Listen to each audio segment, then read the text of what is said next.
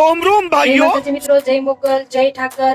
આજે મારો રસોઈ બનાવવાનો વારો આવી ગયો છે અને મેં બહુ જ વિચાર્યું હું બનાવું. બધી ભાઈઓ અને બહેનોને એક જ ટેન્શન કે ટાણે ટાણે હેનું શાક કરવું. તમે કામ કરતા કરતા કચરો પોતો કરતા કરતા મને વિચાર આવી ગયો. ફ્રીજમાં જોયું તો ટમેટા પડ્યા હતા, તો મેં વિચાર્યું સેવ ટમેટાનું શાક અને રોટલી કરી નાખ. તો હું તમને કહીશ કે સેવ ટમેટાનું શાક હું કઈ રીતે કરું, પછી તમે મને કમેન્ટમાં કહેજો કે તમે કઈ રીતે કરો છો.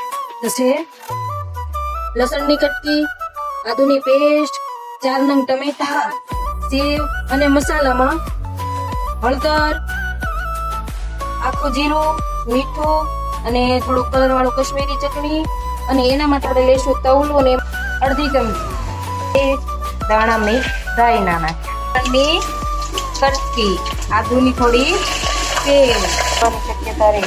તો આપણે આ ટમેટા નાખી દીધા. ચમચી આપણે સમજી નાને તો ચાખીને જીરી મરચું થોડું. તો આપણું આ શાક હવે ટમેટાને આપણે ચડવા દઈશું. અડધી ચમચી દળેલું જીરું. જીમાં ગેસે તો પકવવાનું એટલે બળે નહીં. ઘેરાથી વધારે પડતા વખાણ થઈ જાય આપણા. થોડું પાણી નાખશું કેમ કે આપણે સેવ નાખવાનું. આપણે આ રીતે હલાવશું. પાણી ઉકળી ગયું છે. હવે આપણે એમાં મિક્સ કરીશું સેવ. તો હવે આપણું સેવ ટમેટાનું શાક તૈયાર થઈ ગયું છે. હું તમને બતાવું. મિત્રો, મારું સેવ ટમેટાનું શાક જોઈને મને કીધું કે કેવું બન્યું છે દેખાવમાં અને કેવું દેખાય છે. અને આગલા વિડીયોમાં હવે મારો રસોઈ કરવાનો વારો આવશે તો હું કોઈ નવું શાક અને નવી રેસીપી લઈને આવીશ. ફરી મળીએ બીજા વિડીયોમાં. જય માતાજી, જય ઠાકર.